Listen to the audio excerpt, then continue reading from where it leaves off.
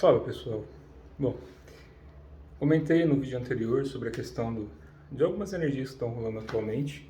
O principal é a gente não ter medo de nada, né? E como sempre, começo dizendo que eu não sou dono da verdade, guru de ninguém. Estou colocando a minha opinião pessoal sobre algumas coisas em relação àquilo que eu pratico, que eu me conecto, que eu sinto. Então, se fizer sentido por bem, que possa ajudar algumas pessoas, se não fizer, ignora. Entra por um ouvido e sai pelo outro. E de repente serve aí como introspecção de alguma coisa. Então sim, estamos tendo mudança, já comentei isso no vídeo anterior. A gente não tem que ter medo disso, tem que entender que é uma coisa bonita. É como se a gente começasse a se iluminar, né? E a Terra, como um corpo, como um espírito, também tem o seu tempo de passar pelo estágio necessário ao desenvolvimento de um corpo que para a gente, enquanto humano, não é tão, de certa forma, não é tão fácil entender. Que seres maiores, um planeta pode ser um ser. Uma galáxia também é um ser, assim como o nosso corpo é um universo.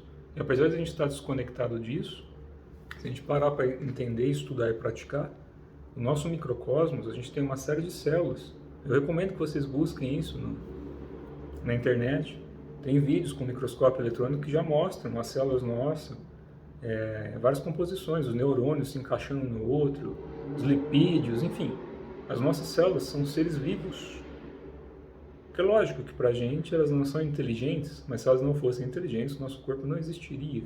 Se elas não soubessem como se conectar umas às outras, como se limparem os nossos anticorpos, combater as coisas, a gente não estaria vivo, né? Então, de certa forma, para essas células nós somos os deuses dela, entre aspas, de forma figurativa. Da mesma forma que talvez esse universo inteiro seja um corpo de um ser. Qual é o valor que a gente dá para as nossas células? Qual é o combustível que a gente alimenta elas, física e mentalmente, emocionalmente e espiritualmente? O quão preocupado a gente está em colocar um pensamento, um alimento dentro do nosso universo?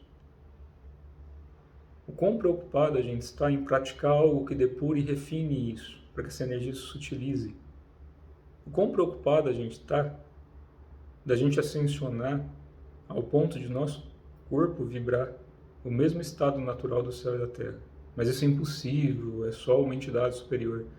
Não fui eu que disse que vocês iriam fazer tanto ou mais do que eu.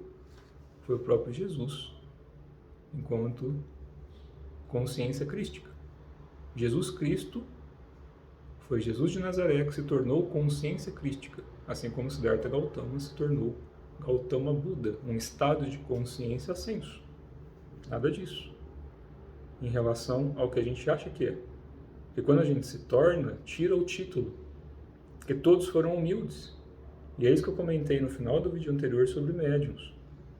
Vamos usar o exemplo daqueles que foram humildes. Um Jesus, um Gautama, um Chico Xavier, um Yogananda, um Krishna, um Lao Tse, um Chuang Tzu ou qualquer outro ser.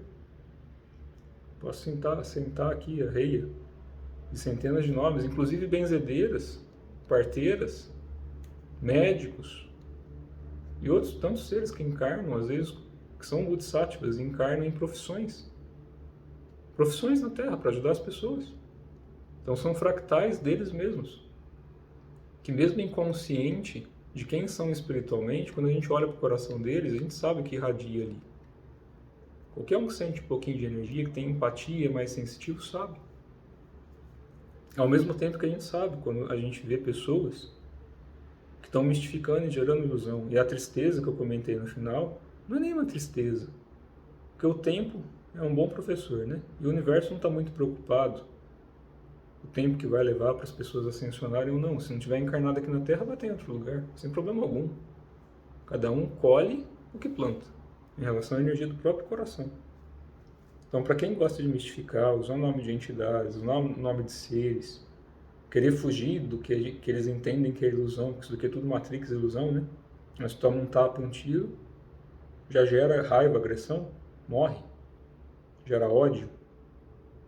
Se você é um mestre espiritual, consciente de quem você é fora do corpo, aqui você passa a ter atitudes pertinentes a quem você está desperto. E isso pode ser lapidado ao longo da vida. Se é um mestre sutil, não tem violência, não tem agressão. É coração aberto. Vai irradiar amor. Amor com retidão. O amor no sentido de harmonia, de pacificação e não fuga. A gente fugir das coisas não gera uma solução. Então, quando a gente cria uma energia, a gente cultiva ela, é ela que a gente vai viver, inclusive no futuro, né? Então, para quem de repente encarna aqui, busca um caminho interno, e no meio do caminho se permite ser iludido pelas trevas, e treva é ignorância, não são só seres. Esses seres só vêm por identificação. Então, quando seres densos se aproximam, seres que o pessoal entende como trevoso, é só porque você buscou esse caminho. É como uma flor, né? Pode ser fedida e atrair mosca, ou pode ser cheirosa e atrair uma abelha ou alguma coisa. O seu instinto natural das coisas. Então, quando a gente segue as leis do céu e da terra e a gente se torna consciente um pouquinho de quem a gente é, assim como talvez, não posso responder por ninguém, mas um exemplo vivo, Chico Xavier, Yogananda e todos os mestres, tá? Posso citar uma benzedeira de rua, de repente, ou um mestre de alguma linhagem, alguém que sustenta alguma linhagem, que conseguiu uma realização. A partir do momento que você entende que você é uma divindade, é um mestre cósmico, é um ser espiritual, é um mestre ascenso, o que acha que vai fazer aqui? Ou em qualquer outro lugar do universo? Vai ajudar as pessoas. Porque as pessoas são parte de você. Se você já entende isso, fica fácil entender tudo aquilo que Cristo, que Buda e que todos os mestres explicaram. Não existe divisão da energia. Existe divisão do nosso entendimento do que é consciência, do que é pensamento individual. Porque nem isso não é individual, né? Quem já foi em plano astral ou em plano mental sabe que não existe isso.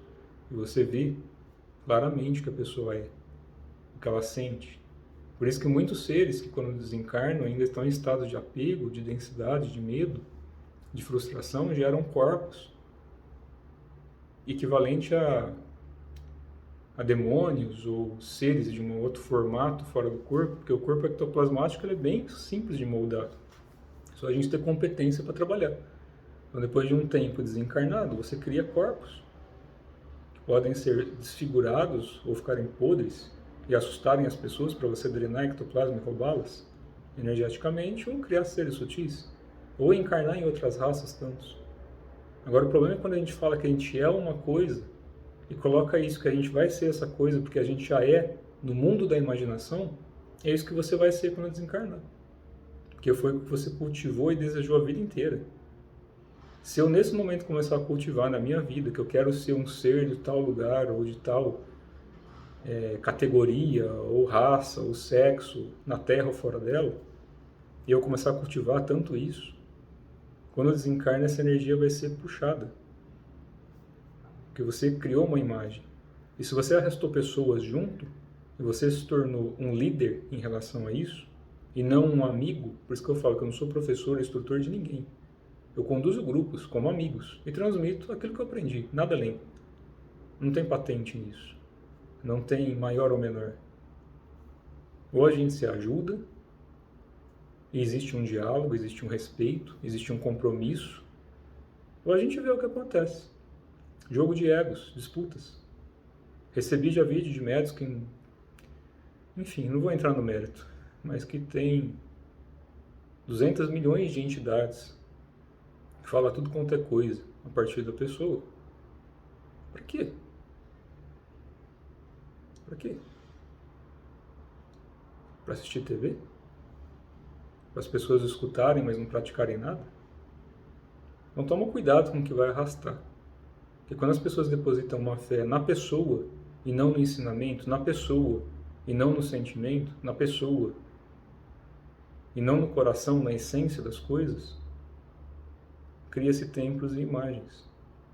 Mas não tem afinidade, não existe ressonância com a energia do princípio, que é a fraternidade, amor e compaixão. Então ou a gente cultiva a virtude, ou a gente vê o caos que se mete. E se a gente estiver no meio do caos, que a gente possa ser na terra aquilo que a gente cobra das entidades no céu. Tá certo? É só uma opinião humilde e sincera, mas se servir para alguém, que fique como um ponto de reflexão. Abraço a todos.